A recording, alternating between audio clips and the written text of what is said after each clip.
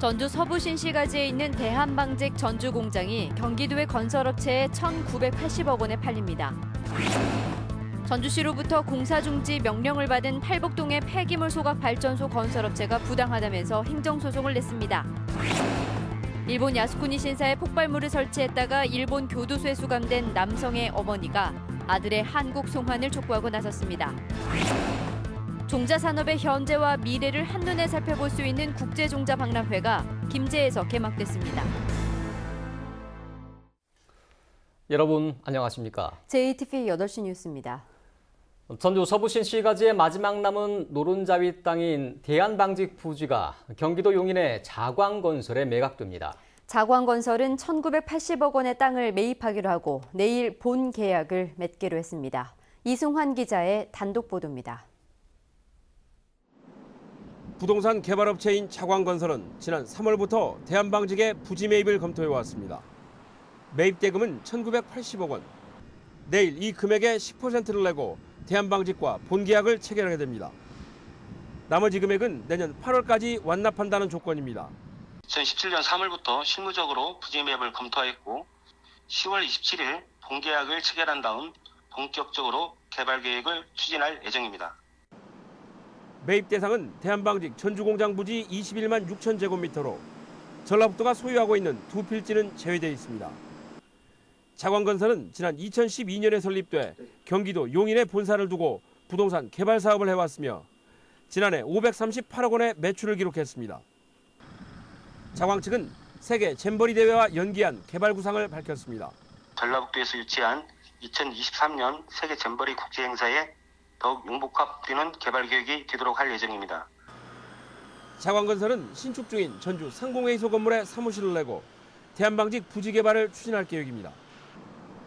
대한방직의 부지 매각이 이루어짐에 따라 이제 그 부지를 어떻게 개발할 것인지 개발 방향을 둘러싼 논의가 본격화할 것으로 보입니다. JTV 뉴스 이승환입니다. 전주시 발복동 고형 폐기물 발전소 건립이 주민들의 반발과 환경오염에 대한 우려 때문에 논란이 되고 있죠. 폐기물 발전소 업체가 전주시가 내린 공사 중지와 원상 회복 명령에 불복해 취소 소송과 집행정지 가처분 신청을 냈습니다. 나금동 기자가 보도합니다. 전주시는 지난달 26일 도시계획위원회에서 고형 폐기물 발전소의 발전시설 결정 안건을 부결시켰습니다. 다음 날 전주시는 이 업체에 공사를 중지하고 원상 회복시키라는 행정명령을 내리고 업체를 고발했습니다. 업체가 도시계획 시설 결정을 받지 않고 발전소 공사를 강행해 국토계획법을 위반하고 건축법도 어겼다는 겁니다. 폐기물 업체는 즉각 반발하고 나섰습니다. 폐기물 발전소 업체는 전주시가 공사 중지와 원상 회복 명령을 내린 데 반발해 지난 18일 이에 대한 취소 소송과 집행정지 가처분 신청을 냈습니다. 업체는 행정명령을 따르면 회복하기 어려운 손해가 발생하고 자신들이 지은 시설은 발전시설이 아니기 때문에 전주시 명령이 부당하다고 주장한 것으로 알려졌습니다. 업체 대표는 위탁업체와 법무법인의 모든 일을 맡겼기에 자세한 내막은 알지 못한다며 말을 아꼈습니다. 모든 인허가부터 공사부터 시작 끝까지는 다 상의되어 있으니까 법무법인에 맡긴 것만 합니다. 전주시는 업체가 지은 시설은 발전시설이 분명하며 소송에 적극 임하겠다고 밝혔습니다. 변호사를 선임해가지고 적극적으로 지금 대응을 하고 옵니다. 발전시설이 아니라고 주장하고 있는데 저희들이 여러 가지 검토한 바로는 발전시설이 분명하기 때문에 저희들은 그에 따라서 대응을 하고 합니다. 업체의 집행정지 가처분 신청에 대한 첫 심문은 다음 달 16일 전주지방법원에서 열립니다. JTB 뉴스 나금동입니다. 남원 출신 전모 씨가 2년 전 일본 야스쿠니 신사에 폭발물을 설치한 혐의로 일본 교도소에서 수감 생활을 하고 있는데요. 전 씨 어머니는 아들의 건강이 크게 나빠졌다며 하루빨리 한국으로 송환해 줄 것을 정부에 요청하고 있습니다. 보도에 주혜인 기자입니다. 전 씨가 일본 야스쿠니 신사 화장실에 사제 폭발물을 설치해 건물을 훼손한 것은 지난 2015년. 일본 경찰에 붙잡힌 전 씨는 도쿄지방재판소에서 징역 4년형을 선고받고 2년째 수감 생활을 하고 있습니다. 전 씨의 어머니는 전북경찰청에서 기자회견을 갖고 수감 중인 전 씨의 건강이 크게 악화됐다고 말했습니다. 구속 당시 90kg가량 나갈 만큼 건장했던 아들이 반쪽이 됐고 시력도 크게 나빠졌다는 겁니다. 그 얼굴을 보시면 사람들 다 여기 계신 분들도 다 경악하실 거예요. 우리 아들 얼굴을 보셔야 돼요.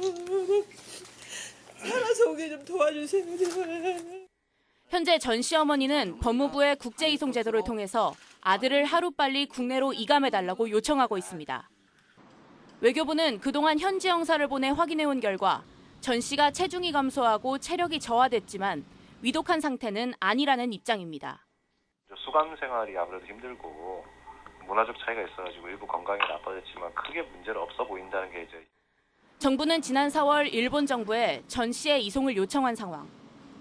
전 씨가 만약 한국으로 돌아올 경우 나머지 형량은 국내 수용시설에서 마칠 수 있습니다. 하지만 국가 간의 수용자 이송은 1년 이상 걸리는 경우가 대부분이어서 아들을 타국교도소에 둔 어머니는 눈물로 세월을 보내고 있습니다. JTB 뉴스 주혜인입니다. 전주지법과 전주지검 국감에서는 이른바 봉침 목사로 알려진 장애인시설 대표의 수사와 재판 문제가 도마에 올랐습니다. 하지만 하루에 17개 기관을 대상으로 한 몰아치기식 감사와 자유한국당의 감사 거부로 심도 있는 질문과 답변은 나오지 않았습니다. 하원호 기자입니다. 법원과 검찰에 대한 국정감사는 초반부터 파행을 빚었습니다. 감사 시작 1시간 반 만에 박문진 이사 선임에 반발한 자유한국당 의원들이 감사 중단을 선언하고 국감장을 빠져나갔습니다. 감사는 금태섭 의원이 위원장 대행을 맡아 재개됐습니다. 이춘석 의원은 이른바 봉침 목사로 알려진 장애인시설 대표의 기부금 사기 사건의 신문조서에 검사의 날인이 누락된 경위를 따져 물었습니다. 검찰이 제대로 하고 있느냐, 너무 성의 없게 하는 게 아니냐, 사건을 일부러 축소하는 게 아니냐 하는 지적들이 계속해서 나오고 있어요. 수사 과정에서 조서 서명란이 누락한 부분은 잘못되어 있지만은 재판에 영향을 주거나 그런 부분에는 문제가 없다는 얘기입니다. 송 지검장은 답변 태도에 문제가 있다는 지적을 받기도 했습니다. 제 답변하는 태도를 보니까 오늘 뭐 좀 심기가 불편하십니까? 아니 그런 건 아니에요. 그래서 그래 보여요. 법원 청사가 이전하면 기존 터를 문화공간 등으로 활용할 수 있도록 해달라는 이춘석 의원의 질의에 장석조 법원장은 원론적인 답변을 내놨습니다. 전주시나 전라북도 측에서도 여러 가지 의견들이 있는 것으로 알고 있고 적절한 방법으로 법원 행정처에 전달하려고 생각하고 있습니다.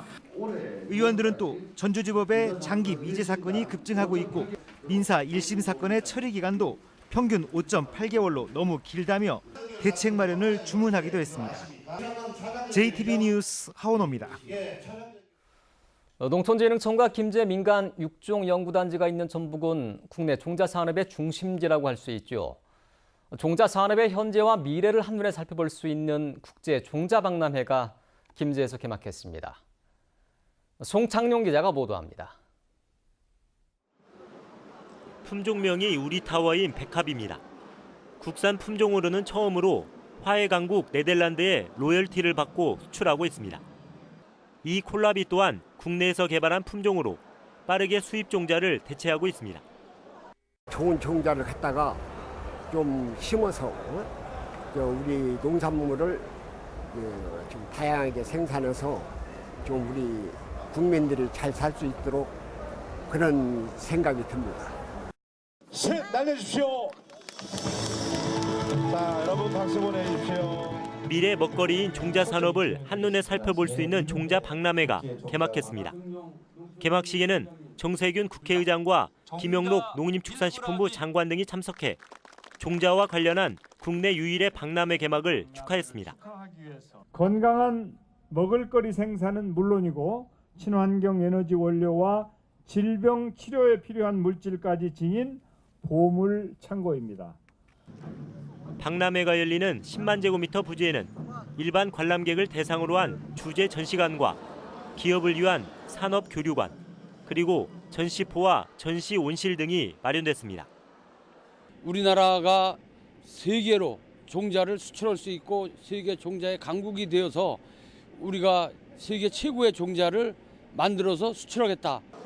박람회 측에서는 행사 기간 청소년과 어린이를 위한 체험 프로그램과 우수 종자를 살펴보는 투어 프로그램 등도 운영합니다. JTB 뉴스 송창용입니다.